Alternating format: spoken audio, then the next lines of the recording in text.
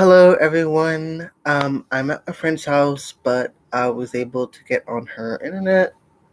I'll hold that for a minute. And cooking dinner with her. We're gonna have meatloaf, mashed potatoes, maybe some green beans or some corn or something. But anyway, it's gonna be good food. How long are we supposed to keep this in the oven? We didn't even put on a timer. We didn't either. I don't even know what time it was. Just have to check. Make sure it gets firm and then check it. Like stick a little. Well, I'll check it after. You did put an egg in it, right? Yeah. Oh wait. Oh my gosh. Okay. Okay, well, I'll check it after live stream. Okay, so this is gonna be really quick, guys. This is something that's been shown to me in ayahuasca, and I just keep getting bugged by spirit to discuss this. So, in my ayahuasca ceremony, and I found this very interesting that when I do different medicines like mushrooms, DMT, bofu, things like that. I do a healing for myself, but then I get like a shit ton of information for humanity. So, it's like I do my healing and then I help other people in this, like with the energy workers. It's cool. It's super cool. Anyway, but okay. So one of the main things I asked about was food because I asked if I needed to change my diet or anything like that. And what they showed me wasn't an answer regarding to diet, but what food is and the contract. So they started off by showing plants, and they showed how this bunny comes along, and there's a mutual contract, a spiritual contract before the carrot and the rabbit exists. This is like a contract between the laws of nature, right? This is a law of nature. So the carrot mutually agrees to be eaten by the rabbit to give the rabbit strength to continue its journey. Then, as we know, the rabbit gets eaten by the wolf or the fox or the bear, right? And then that's a mutual contract between, let's just say it's a fox, right? So as the fox and the rabbit, they have a mutual contract. It's like laws. It's not really a contract, but the laws of nature, and an agreement between the laws of nature that this rabbit is gonna give its life up for the fox to continue its journey. You can't really say that because I've seen a lot of videos about like, oh, we can't eat meat, we can't eat pigs and pork because they're just as much a living being as well. But everyone has an expiration date. You can't just say can't stop the fox from eating the rabbit just because you think that wasn't that rabbit's time. You don't know that.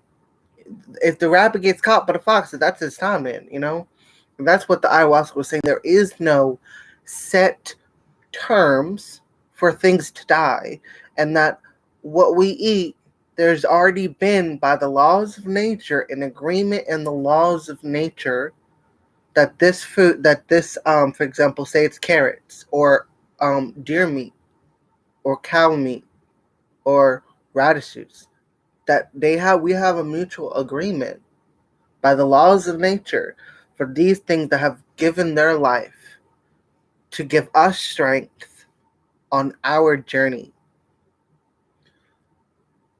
through our life cycle. The other thing was that she did emphasize, though, that there must be respect. Because she said it's just like the Native Americans, how they respected life, the animals, the trees.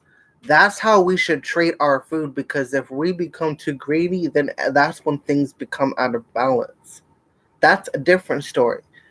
But she was saying that you have to understand, by the laws of nature, this carrot mutually understands that it's giving its life up for the rabbit to continue its journey. Then the same thing happens for the fox and the rabbit. Then the fox gives its life for, say, it's a bear, right? Say, what's a fox's predator? What? A fox's predator. Can't see it. Bobcat. Bobcat, right? And so like so it goes on and on and on till one day we end up hunting some foxes, right? So at the same time, we must respect nature though, and that's what she was saying is that it doesn't matter what you eat as long as you respect it and understand that it's by the laws of nature. There is an agreement, a spiritual agreement for this carrot giving up its life for this rabbit to give it the strength to continue its journey. Okay? And she said some people do need meat because of their genetic something to do with their genetics, right? And say if someone because there are a lot of people that they can't just go off red meat because they need it for certain things. Their body just cannot handle it, right? And she was saying to be understanding that everyone has their different dietary needs. And at their own pace, if they decide to change, that's their own free will involved, right? But overall she's like respect that because that person may need meat because that's part of their what their body needs, right?